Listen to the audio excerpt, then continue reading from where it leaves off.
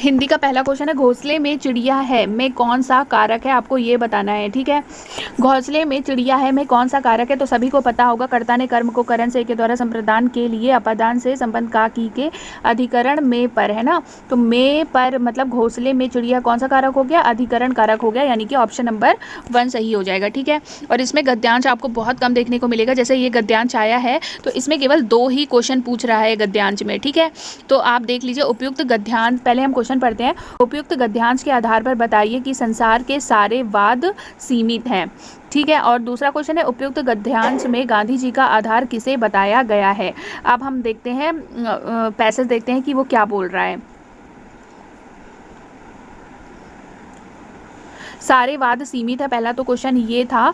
तो तीसरी लाइन देखिए, वह प्रायः राजनीतिक क्षेत्र में सीमित हो चुके हैं। थर्ड लाइन में लिखा है वह प्रायः राजनीतिक क्षेत्र में सीमित हो चुके हैं, तो मतलब 32 का राइट आंसर हो जाएगा ऑप्शन नंबर 3। ठीक है, और सेकंड क्वेश्चन क्या था, उपयुक्त गद्यांश में गांधीवाद का आधार किसे बताया गया है। तो अब ये भी देख लेते हैं पैसेज में गांधीवाद का आधार किसे बताया गया है। तो गांधीवाद का आधार देखो, पहली ही लाइन में गांधीवाद में राजनीतिक और आध्यात्मिक तत्वों का समन्वय मिलता है। ठीक है, तो गांधीवाद की बात यहीं पर हो रही है, मतलब राइट आंसर हो जाएगा राजनीतिक और आध्यात्मिक तत्व। तो राइट आंसर क्या हो जाएगा, राजनीतिक और आध्यात्मिक तत्व, यानी कि ऑप्शन नंबर 3 सही हो जाएगा। ठीक है, तो यही था पैसेज का 2 क्वेश्चन। अब हम आगे देखते हैं, अब आपको ग्रामर ही पोर्शन मिलेगा। ठीक है, कनुप्रिया के रचनाकार कौन थे, इसमें राइटर्स बहुत पूछेगा कि ये बुक किसने लिखी थी, ये रचना किसकी है, तो ये भी आपको बहुत पढ़ना पड़ेगा। कनुप्रिया के रचनाकार कौन थे, तो कनुप्रिया के रचनाकार थे ऑप्शन नंबर 3 धर्मवीर भारती। ठीक है, प्लुप्त स्वर कौन सा है, प्लुप्त स्वर पूछा गया है। तो प्लुप्त स्वर सभी को पता होगा, ओम में जो ओम ये सेकंड नंबर वाला है, यही प्लुप्त स्वर का एग्जाम्पल है। ठीक है, 6 क्वेश्चन है, राम आम खाता है में कौन सा वाच्य का कौन सा रूप है। ठीक है, तो कृतवाच्य होगा, भाववाच्य, कर्मवाच्य या उभयवाच्य। तो इसमें ना उभयवाच्य है, ना कर्मवाच्य है, ना भाववाच्य, इसमें हो जाएगा कृत्यवाच्य। ठीक है, ऑप्शन नंबर 1 सही हो जाएगा। 37 है, रहीमन पानी राखिए बिन पानी सब सून, पानी गहना उबरे मोती मानस चून। इस दोहे में कौन सा अलंकार है, अलंकार वगैरह भी बहुत पूछा जाएगा, तो इस दोहे में कौन सा अलंकार हो जाएगा, 37 का 1 हो जाएगा, यानी कि श्लेष अलंकार है। ठीक है, निम्नलिखित में से कौन सा शब्द शुद्ध है, मतलब सही लिखा हुआ है, आपको ये बताना है। तो देखो अंक, अंक गलत लिखा हुआ है, केवल एक बिंदी लगती है ना, ये चंद्र बिंदु नहीं लगती है। चांद में भी चंद्र बिंदु लगती है, आंख में भी चंद्र बिंदु लगती है, लेकिन उन्होंने एक बिंदु लगाई। अंगना, ये जो अंगना है ना, यही सही लिखा हुआ है, बाकी ये तीनों गलत हैं। 39 है, निम्न में से किस शब्द की वर्तनी सही है, इसमें भी आपको सही शब्द की वर्तनी बतानी है कौन सी है। तो ऑप्शन नंबर 1 सन्निधि।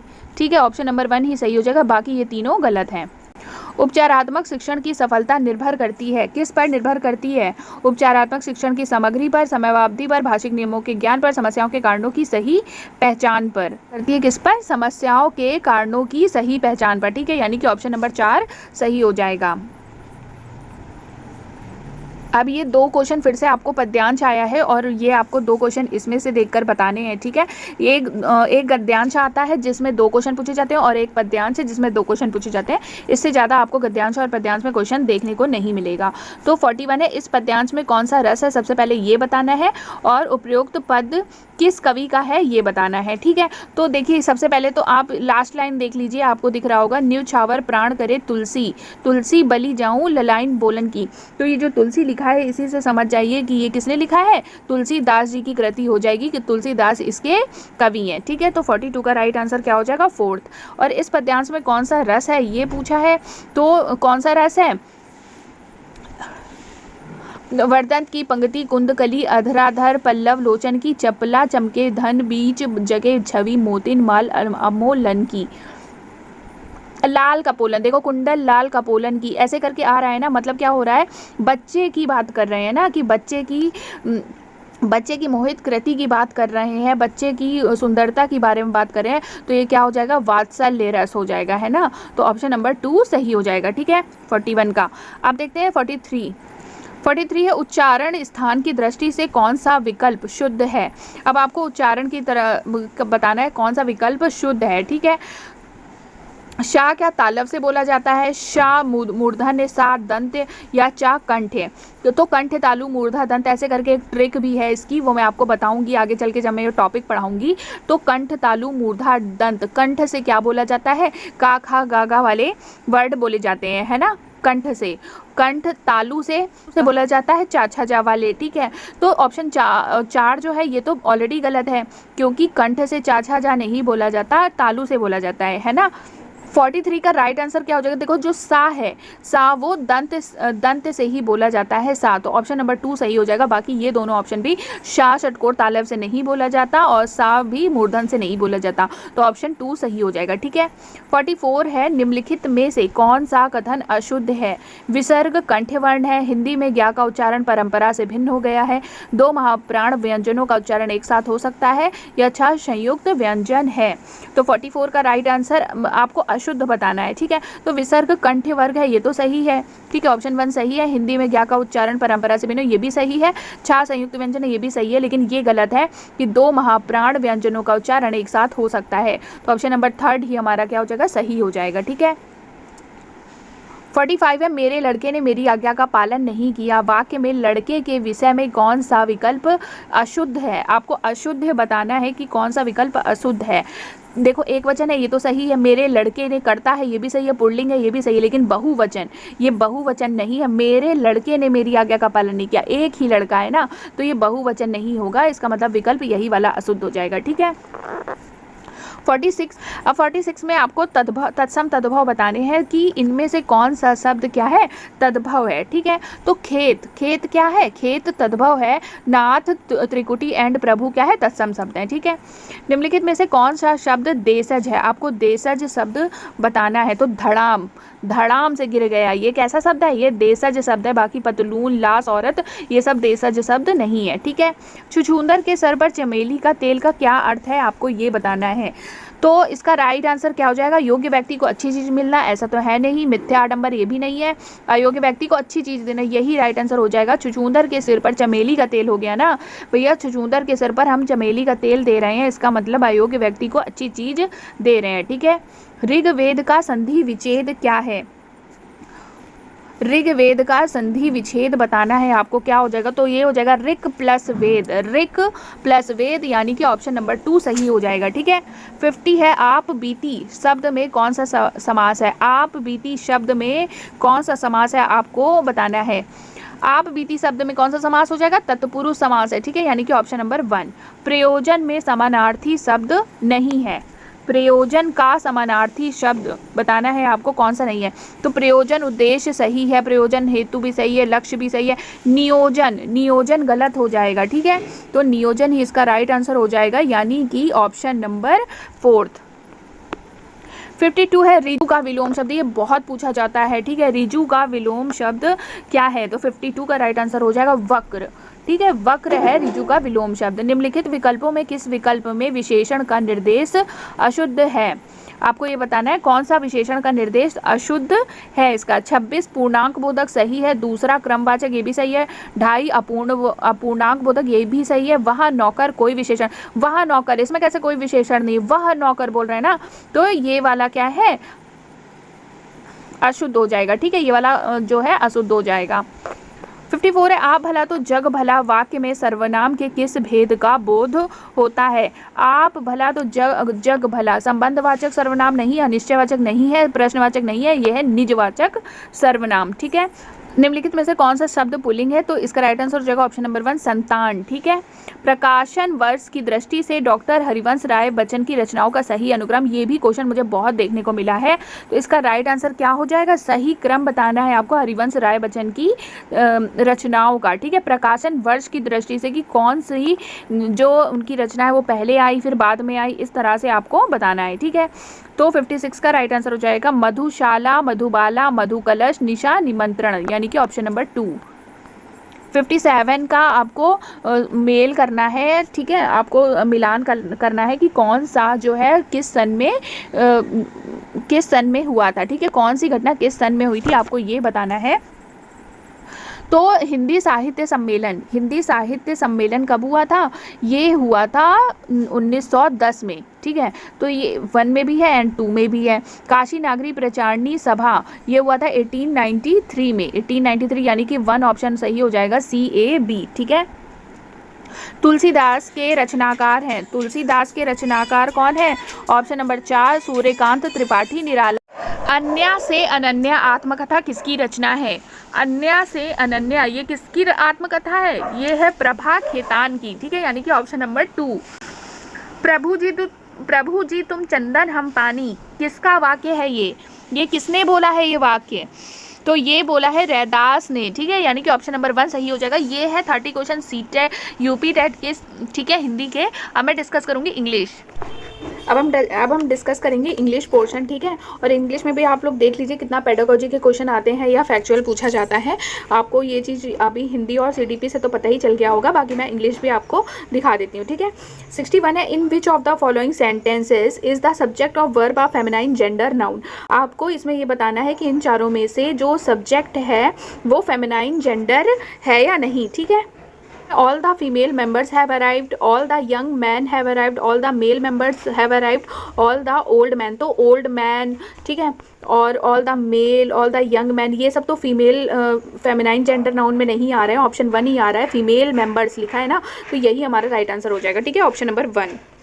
62 है, the method of teaching in which the teacher tries to establish a link between the foreign language word and the object without the interference of the learner's mother tongue is called. इसमें question में ये बोल रहा है कि जो teacher है वो बच्चे की मदर टंग के बिना ही बच्चे का कनेक्शन बिठाने की कोशिश करता है फॉरेन लैंग्वेज के बीच, तो इसे क्या बोलते हैं? इसे बोलते हैं द डायरेक्ट मेथड, ठीक है। If you are testing your students' comprehension of written English, you are testing their understanding of what they have just. इसका राइट आंसर क्या हो जाएगा? written, listed to और listen to, read, spoken। तो इसका right answer हो जाएगा option number 3 read, ठीक है। चूज़ द करेक्ट सेंटेंस, इसमें आपको करेक्ट सेंटेंस बताना है इन चारों में से। Please listen to your teacher, please listen towards your teacher, please listen your teacher, please listen of your teacher. तो इसका राइट आंसर हो जाएगा please listen to your teacher, ठीक है। ये सेंटेंस, ये तीनों क्या है? गलत हो जाएंगे। 65 है, find out the correct sentences में भी आपको करेक्ट बताना है। आई don't believe him, both of the above, I am not believing him. तो पहला और थर्ड है, और आपको बताना है क्या ये दोनों सही है या इनमें से कोई नहीं सही है या इनमें से एक एक सही है। तो इसका राइट आंसर क्या हो जाएगा? देखो, I am not believing him ये तो नहीं है, बोथ ऑफ द अबव भी नहीं, I don't believe him, option number 1 सही हो जाएगा, ठीक है। 66 है, point out the sentence which is in past perfect tense. Past perfect tense में क्या लगता है? हेड लगता है, सभी को पता है, ठीक है। तो पास्ट परफेक्ट टेंस आपको बताना है क्या है? He studied many hours every day, तो ये तो पास्ट इंडेफिनिट है, ये गलत हो जाएगा, ठीक है। We were listening to the, ये पास्ट कॉन्टिन्यूअस है, ये भी गलत हो जाएगा। I had written my letter, ये सही हो जाएगा क्योंकि इसमें हेड लगा है। और फिल इन द ब्लैंक्स बताना है, वो भी correct article. Neil Armstrong was dash first man to walk on dash moon, ठीक है। तो जो मून होते हैं इन सब के साथ, मून, अर्थ, इन सब के साथ तो दा लगता है, ये तो पता ही होगा, तो ऑप्शन 4 तो हमारा गलत हो जाएगा, ठीक है। तो इसका राइट आंसर क्या हो जाएगा? Was the first man, first man मतलब इस तरह के वर्ड आए ना तो दा लगता है, तो Neil Armstrong was the first man to walk on the moon. इसमें भी आपको फिल इन द ब्लैंक्स बताना है। The teacher has been teaching for dash hour, तो इसका राइट आंसर क्या हो जाएगा? पहले तो ये बताइए कि ये कौन सा टेंस है, ये कौन सा टेंस है? ये है प्रेजेंट परफेक्ट टू कॉन्टिन्यूअस, ठीक है। The teacher has been teaching और इसमें सिंस या फॉर लगता है, तो टीचर क्या है, कितने घंटे से पढ़ा रही है, ये कोई फिक्स तो है नहीं कि वो 2 बजे से पढ़ा रही है या 3 बजे से पढ़ा रही है। फॉर और आर के आगे क्या लगता है? एन लगता है ना, तो एन लगता है, तो इसका मतलब 3rd ऑप्शन सही हो जाएगा। Add the right suffix to pluralize the word ox। ox को प्लूरल बनाने के लिए इसमें क्या जोड़ते हैं? तो ox का oxen होता है ना, तो ऑप्शन नंबर 1 सही हो जाएगा 69 का। अब इसमें भी पैसेज दिया है, उसमें भी केवल 2 क्वेश्चन दिए हैं, 71 एंड 72। तो देखते हैं। द वर्ड स्ट्रेंथ इज जो वर्ड है स्ट्रेंथ, ये कैसा वर्ड है? तो देखिए स्ट्रेंथ जो जिसमें भाव प्रकट होते हैं, जैसे शक्ति वगैरह की बात होती है, तो ये किस में आते हैं? ये आते हैं एब्स्ट्रैक्ट नाउन में, ठीक है, यानी कि ऑप्शन नंबर 2 सही हो जाएगा। जो भी फीलिंग्स वगैरह होती हैं ये सब किस में आती हैं? एब्स्ट्रैक्ट नाउन में आती हैं, तो ऑप्शन नंबर 2 सही हो जाएगा। बिना पैसेज को पढ़े ही आप इसका आंसर दे लोगे, ठीक है। 72 है, one who does not take revenge is, जो रेवेंज नहीं लेता है वो कैसा है वो? तो इसका राइट आंसर हो जाएगा option number 3 a strong man, ठीक है। 73 और 74 का एक पोएम है, इसके बिहाफ पे आपको आंसर देना है, ठीक है। What is the meaning of the word untrodden? इसका मीनिंग बताना है, इसका मीनिंग क्या होगा? तो अनएक्सप्लोर्ड हो जाएगा इसका मीनिंग, ठीक है। Identify the correct figure of speech बतानी है, सेकेंड स्टैंजा में कौन सी क्या है फिगर ऑफ स्पीच है, आपको ये बताना है। तो देख लेते हैं। A violent by mossy stone half hidden from the eye, fair as star when only one is shining in the sky, ठीक है। तो इसका राइट आंसर क्या हो जाएगा? सिमिल, ठीक है, ऑप्शन नंबर 4। 5 है, which of the following sentences is are correct? इनमें से आपको बताना है कौन से सेंटेंस सही है और कौन से सेंटेंस गलत है, ठीक है, आपको ये पता होना चाहिए। तो 75 का right, there is few hope of his recovery, he showed for concern for his nephew, he showed little mercy to the vanquished. तो इसका राइट आंसर कितने सही है आपको ये बताने हैं।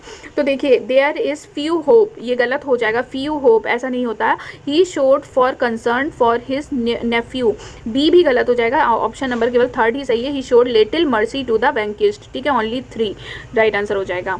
विच of the following word is not a coordinating conjunction? Coordinating conjunction इनमें से कोई नहीं है, आपको ये बताना है। तो इफ, एंड है, बट है, फॉर है, बट इफ जो है वो कोऑर्डिनेटिंग कंजक्शन नहीं है। अब आपको प्रीपोजिशन बताना है कि इसमें कौन सा प्रीपोजिशन होगा। His thirst dash knowledge left him no leisure dash anything else, by on at या for।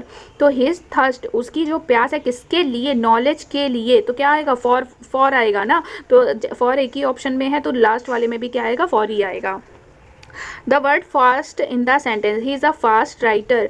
जो फास्ट है, फास्ट राइटर जो लिखा हुआ है इसमें फास्ट क्या है आपको ये बताना है। तो फास्ट राइटर मतलब कि ये क्या है? विशेषता बता रहा है राइटर की, तो ये एडजेक्टिव हो जाएगा, ठीक है। 78 का चौथा।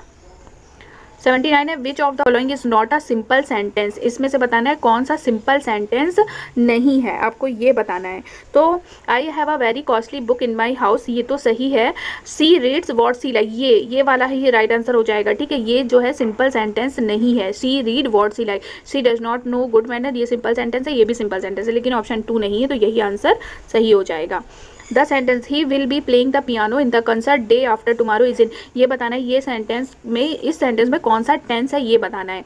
तो विल बी किसमें लगता है आपको ये बताना है। तो ये जो राइट आंसर है इसका ये हो जाएगा फ्यूचर इम्परफेक्ट टेंस, यानी कि ऑप्शन नंबर 2, ठीक है। Which of the following alternatives is grammatically correct? इसमें से बताना है कौन सा ग्रामर के हिसाब से करेक्ट है, ठीक है। All these man are gentle, all these man are gentle, all this man are gentle, all these mans are gentle, इसमें आपको बताना है कौन सा सही है ऑप्शन। तो नीचे से स्टार्ट करते हैं। All these mans are gentle, ये गलत है। ऑल दिस मैन, ये भी गलत है। ऑल दीज मैन, ये भी गलत है। All these man are gentle, ये सही हो जाएगा, ठीक है, ऑप्शन नंबर 1 सही है। 82 है, fill in the blanks, preposition आपको भरना है। He came to me dash midnight, तो इसका राइट आंसर हो जाएगा एट मिडनाइट, ठीक है। 83 विच of the following sentences does not have an adjective clause? तो इसमें से कौन सा सेंटेंस है जिसमें एडजेक्टिव क्लॉज नहीं है, आपको ये बताना है। The man who is truthful is loved by all, तो ये तो सही है क्योंकि ट्रूथफुल जैसा वर्ड लिखा है, तो एडजेक्टिव मतलब विशेषता बता रहा है, तो ये तो सही है। I met him where he lived, इसमें नहीं है, बाकी 3 और 4 देख लेते हैं। I love the man who is truthful, ये भी सही है। I met him in Prayagraj which is a holy city, ये भी सही है क्योंकि इसमें भी विशेषता बताई जा रही है, बट ऑप्शन नंबर 2 में नहीं है, ठीक है। इसका मतलब यही आंसर सही हो जाएगा। Fill in the blanks with correct preposition, इसमें प्रीपोजिशन बताना है। He is junior to me होता है, ठीक है, तो ऑप्शन नंबर 4 सही हो जाएगा। 85 है, either he is mad dash he finds madness, either के साथ क्या लगता है? और लगता है। आइदर ही इज़ मैड और he feels madness, option number 4। 86 है, which of the following sentence is in passive voice? Passive voice में कौन सा सेंटेंस है आपको ये बताना है। तो someone may steal the bicycle, some boys were helping the wounded man, the teacher scolded him for being late, my watch was lost, तो पैसिव वॉइस में कौन सा सेंटेंस है? 4th, my watch was lost ही सही हो जाएगा, ठीक है। Which of the following alternatives is the correct passive voice from the following sentence. Do it का पैसिव वॉइस क्या हो जाएगा, लेट इट बी डन, ठीक है, लेट इट बी डन ही इसका राइट आंसर हो जाएगा 87 का। 88 है which of the following words is plural, इनमें से कौन सा प्लूरल है आपको ये बताना है। इंडेक्स सिंगुलर है, एनालिसिस सिंगुलर है, क्राइसिस सिंगुलर है, लेकिन क्राइटेरिया जो है ये प्लूरल है, ठीक है। 88 का फोर्थ। 89 है which of the following nouns is in plural, इसमें से बताना है कौन सा नाउन प्लूरल है, ठीक है। तो 89 का न्यूज़, न्यूज़ सिंगुलर है, इलेक्ट्रॉनिक सिंगुलर है, माइस सिंगुलर, लेकिन बिलियार्ड्स जो है वो बिलियार्ड्स जो है वो क्या है, प्लूरल है, ठीक है। अरे यार देखो, न्यूज़ सिंगुलर है, इलेक्ट्रॉनिक सिंगुलर है, लेकिन जो माइस है, माइस, माइस क्या है, ये प्लूरल है, ठीक है। He was an orphan and lived with his uncle. In the above given sentence, identify the gender of the word orphan. Orphan का क्या करना है आपको, जेंडर बताना है कि orphan किस तरह का जेंडर है, ठीक है। तो किस तरह मास्कुलाइन, कॉमन, फेमिनाइन, तो मास्कुलाइन भी नहीं है, फेमिनाइन भी नहीं, नेचर भी नहीं है, ये कॉमन जेंडर, ठीक है। ऑप्शन नंबर 2 सही हो जाएगा 90 का।